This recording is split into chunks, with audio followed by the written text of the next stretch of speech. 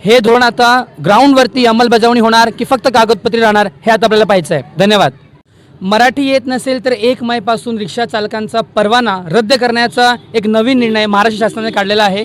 ह्या निर्णयानंतर रिक्षा चालकांचं काय अवस्था है आपण इकडे जाणून घेऊयात कि चाचा अभी एक मई से अगर आपको मराठी नहीं आती है तो रिक्शा परवाना आपका कैंसिल हो जाएगा, क्या कहना चाहते हैं उस पर? क्यों कैंसिल हो जाएगा? जिसने अधिकारी ने दिया है तो अधिकारी को पकड़ो ना, पहले कैसे दिला ये परवाना हमारा? राज्य परिवहन मंत्री का कहना है कि बहुत से बांग्लादेशी लोगों के पास भी परवाने जो है अवैध रीति से आ गए, इसलिए ये निर्णय लिया गया है. इस पर आपका क्या कहना है? आज जो है तो पकड़ा ना तुम्हें, जो गलत है तो गलत ही रहेंगे, जो है पहले पासून है तो वो तो है. तुमच्यानुसार हा निर्णय जो आहे तो योग्य आहे की नाही? योग्य है ना, मैं का मना करतो, बराबर योग्य. मगर देरा याने पकड़ा ना पहले, जो पलक मर तरी जो है याने कैसा परवाना दिला आम्हाला.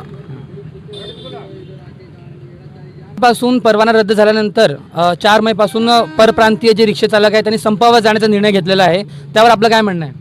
आणि आमचे जेवढे रिक्षावाले करणार ते मी करणार ना, जेवढे रिक्षावाले माझे करणार तर मी पण. कहाँ से हो आप? कहाँ से हो? यूपी से. कितना साल हो गया रिक्शा चलाते हुए? यहाँ 28. 20 साल से रिक्शा चला रहे हो? 28 साल से रिक्शा चला रहे हो. अब ये महाराष्ट्र शासन का जो ये धोरण आया है जिसके हिसाब से अभी अगर मराठी नहीं आती तो आपका रिक्शा परमिट जो है कैंसिल हो जाएगा, इस पर आपको क्या लग रहा है? अभी हम लोग तो ऐसे सोच रहे हैं ऐसा कैंसिल हो जाएगा, लेकिन अब कैंसिल हो गया तो क्या करेंगे?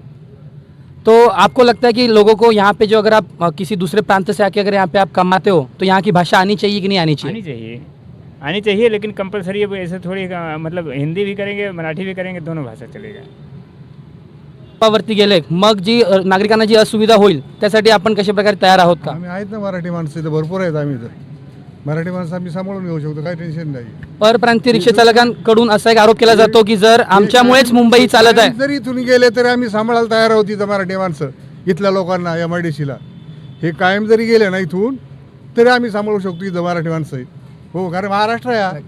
हो, नाही नाही बरोबर आहे. नाही नाही ते संपावर जायचं म्हणजे संपावर जाणार ना, संपावर विरोध करणार मराठीला.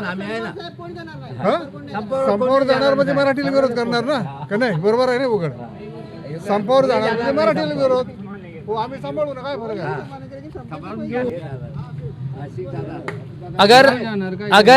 जर एक तारखेनंतर जर तुमचा परवाना रद्द झाला त्यानंतर तुमची पुढची भूमिका काय असणार आहे? मराठी तो अभी आती नहीं है अपने को. कितने साल से तो रिक्शा चला रहे हो? 6-7 साल हो गया है. तो मराठी सीखना जरूरी नहीं लगा आपको? जरूरी है. तो क्यों नहीं सीखा अब तक? अभी सिखाने वाला कोई था ही नहीं, कौन सिखाएगा? कोई सिखाने वाला इधर रहना है तो उसको आदमी जो नहीं सीख पाते उसके लिए सर्विस सेंटर या कोचिंग करिए. अभी आप यहाँ पे प्रॉपर आपका घर है क्या यहाँ पे? हाँ. आप यहाँ के स्थानिक हो, फिर भी आपने कभी मराठी सीखने की कोशिश नहीं करी? नहीं, मराठी में कोई बोलते नहीं. अधिकतर पैसेंजर जो आते हैं भैया में उससे ही बात करते हैं हिंदी में ही, तो मराठी में कहाँ से बात करें? अगर ये परमिट आपका कैंसिल हो जाता है तो उसके बाद आप क्या कहाँ करेंगे? चले जाएंगे, क्या करेंगे?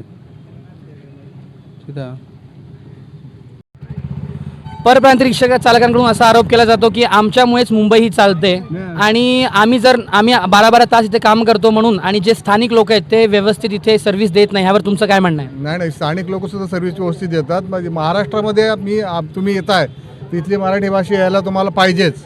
तुम्ही व्यवसाय करताय तर तुम्हाला मराठी भाषा यायलाच पाहिजे. महाराष्ट्रामध्ये राहायचं म्हटलं, तुम्ही इथं कमवता इथं खाता, तुम्ही आमचा विरोध नाही आहे, पण तुम्ही मराठी भाषा ही शिकली पाहिजे आणि तुम्हाला बोलता आली पाहिजे. तुम्हाला व्यवहार करायचा म्हटलं तर समोरच्या व्यक्तीशी तुम्हाला. पण भारतमध्ये व्यक्ती स्वतंत्र असल्याने इथे दुसऱ्या प्रांतातून येऊन लोक काम करू शकत नाही का? करायला बंधन नाही ना, पण तुम्ही इथल्या मराठी भाषेला तुम्ही विरोध नाही करू शकत ना. तुम्ही मराठी शिकायलाच पाहिजे ना. इथं बंधन कुठे? तुम्ही ह्या देशामध्ये तुम्ही कुठे जाऊ शकता ना. तुम्ही हा नियम आहे, तसं काही नाही आहे. त्यांना विरोध नाही आहे, पण त्यांना मराठी भाषा आलीच पाहिजे आणि ती शिकायला पाहिजे त्यांनी. जर का 4 मे पासून संपावर गेल्यानंतर का आपली ही जी व्यवस्था आहे, रिक्षा ट्रान्सपोर्ट व्यवस्था ही ठप्प झाली तर आपली काय भूमिका असणार? नाही ठप्प होणारच नाही, त्याला आमचा विरोध आहे. हो, आमचा विरोध असणार मराठी माणसाचा. पण ज्यांना आता खरोखर मराठी येत नाही पण त्यांना शिकायची इच्छा आहे त्यांच्यासाठी शासनाने काय केलं पाहिजे का? तुमचं काय मत आहे? किंवा हो, शिकावं त्यांनी ना. मराठीचा शिकायला विरोध नाही ना त्यांना, मराठी शिकायला पाहिजे त्यांनी. असं आहे, मराठी शिकावी त्यांनी. त्यांना कोण हल्ली जो महाराष्ट्रामध्ये रिक्षा परवानाला घेऊन जो वाद सुरू आहे त्या वादाच्या अंतर्गतच माझ्यासोबत आज एक असे रिक्षा ड्रायव्हर आहेत जे खरं तर मूळचे नेपाळचे आहेत, पण त्यांची ह्याच्यावरती काय भूमिका आहेत? आपको मराठी आता है क्या? हो, मला मराठी पूर्ण येते, बोलता येते, वाचता येते, लिहिता येते. पूर्ण काय अजून मी या महाराष्ट्रामध्ये एवढ्या वर्षापासून आहे, अजून मी मराठी शिकलो, अजून आमच्या घरचे लोक सगळेजण मराठीत बोलतात. हे असं आहे. अजून एवढं महाराष्ट्रामध्ये जेवढे बी आहेत आता ते लोकांनी कुठलेही समाजाचे आहेत त्यांनी मराठी शिकायला आवश्यक आहे. अजून कसं आहे की थोडं तरी शिकावं आहे की ना. आपण महाराष्ट्रामध्ये तुम्ही किती वर्षापासून इथे राहत आहेत? मी तर आता लहानपणापासूनच राहतो असं आहे. आपण बघतो की काही परप्रांतीय जे 20-20, 30-30 वर्ष इथे राहतात तरी देखील ते मराठी शिकण्याचा प्रयत्न देखील करत नाही. मग ह्यावरती सरकारने जी भूमिका घेतलेली आहे ते तुम्ही योग्य वाटते की काय तुमचं म्हणणं आहे याच्यावरती? ते तर योग्य आहे, कारण आपण महाराष्ट्रामध्ये लहानपणापासून शिकतो, आपण तिथे राहतो, खायला प्यायला आपण आपल्या पोरांना ही करतो, तिथे कमवतो आहे. आपण लहानपणापासून पहिले इतका वर्षापासून कमवतो आहे आपण इथे. तर ते त्या भाषेमध्ये आपण यायला पाहिजे, आपण शिकायला पाहिजे मराठी बोलण्यासाठी, आणि त्याच्यामध्ये कन्वर्ट व्हायलाच पाहिजे थोडासा. कारण का आपण लहानपणापासून राहतो, इतक्या वर्षापासून आपण कमवतो आहे महाराष्ट्रामध्ये, ते व्हायला पाहिजे. म्हणजे एक भूमिका अशी आहे जे स्वतः परप्रांतीय असून देखील त्यांनी मराठीचा बाणा हा स्वीकारलेला आहे आणि त्यांचं म्हणणं असं आहे की महाराष्ट्रात जर आपण पोट भरत आहोत तर इकडची भाषा येणं ही खूप गरजेचं आहे आणि सरकारच्या ह्या निर्णयाला एक प्रकारे त्यांचा पूर्णपणे पाठिंबा आहे. धन्यवाद. 4 मेपासून जर जे परप्रांतीय रिक्षा चालक आहेत ते त्यांनी संप पुकारलेला आहे. ह्यावरून सर्वात जास्त बाधित होतील ते म्हणजे पॅसेंजर लोक. तर हा जो वाद जो आता सध्या महाराष्ट्रामध्ये पेटलेला आहे मराठी वर्सेस हिंदी, किंवा ज्यांना मराठी येत नसेल त्यांचे परवाने रद्द होतील, ह्यावर तुम्हाला काय वाटतं? ह्याला सर्वात मोठा त्रास कोणाला होणार आहे? त्रास तर कोणाला नाही होणार आहे, पण सगळ्यांनी मराठी भाषा ही अनिवार्य आहे, योग्य आहे आणि आलीच पाहिजे. जर तुम्ही एवढी वर्ष जर परप्रांतीय महाराष्ट्रामध्ये येऊन नोकरी करतायत तर मग मराठी भाषा का नाही शिकावी? जर CBSE बोर्डमध्ये इतर भाषा पण शिकल्या जात आहेत, मग मराठी भाषा का? जर ही कर्मभूमी आहे तुमची, जन्मभूमी नाही आहे पण कर्मभूमी आहे, तर कर्मभूमीमध्ये मराठी ही भाषा शिकलीच पाहिजे. पण जर का हे सगळे संपावर गेले आणि रिक्षांची संख्या खूप कमी होणार, कारण नाही आहे ना की संपावर जाण्याचं अधिकार पण नाही आहे त्यांना. मी तर असं म्हणते संपावर जाण्याचा त्यांना अधिकार पण नाही आहे. संप कशाला पाहिजे? आणि गेलं तरी काही मराठी माणूस काय एवढा नाही आहे की त्यांना नाही कॅपेबल नाही आहेत मराठी, करतील का मग? आणि आजकालची पिढी मला नाही वाटत की मागे आहे, बिझनेसमध्ये पुढे आहे. धन्यवाद. येत नसेल तर परवाना रद्द करण्याची भूमिका शासनाने घेतलेली आहे, ह्यावर तुमचं काय म्हणणं आहे? हे चुकीचं आहे, कारण की ते काय ते काम द्यायला पाहिजे लोकांना शिकायला मराठी. आणि त्या जे वरती आहेत जे बोलतात त्यांच्यामध्ये मंदिर आहेत बोलणार आहेत, हिंदी बोलणार आहेत, त्याला पण ते करा. पण अजून अद्याप किती वेळ दिला पाहिजे? काही लोक 15-20 वर्षापासून महाराष्ट्रात राहत आहेत, पण तर शिकायला पाहिजे मराठी. म्हणजे तुम्ही सरकारच्या मताशी सहमत आहात?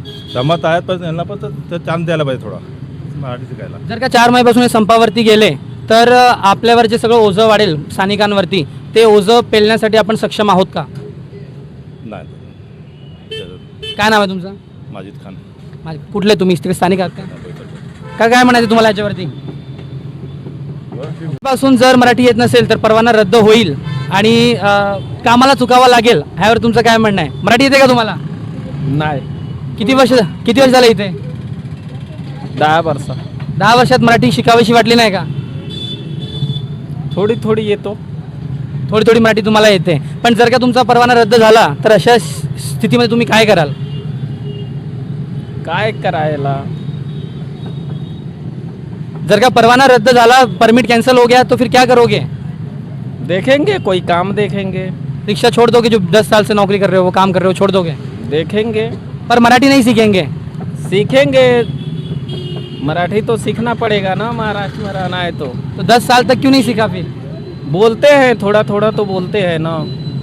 जर का हे लोक संपावरती गेले आणि ह्यांचं असं म्हणणं आहे की आम्ही 4 महिन्यापासून संप करू, मग आपले जे स्थानिक रिक्षावाले आहेत त्यांच्यावरती एक बर्डन वाढेल, ह्यावर तुम्हाला काय वाटतं?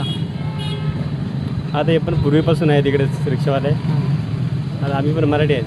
पण जर का ह्यांची संख्या कमी झाली मग तो पुन्हा बर्डन आपोआप स्थानिक रिक्षावाल्यावरती येणार, मग एवढं बर्डन आपण पेलू शकणार का? आता काय सांगू नाही शकत.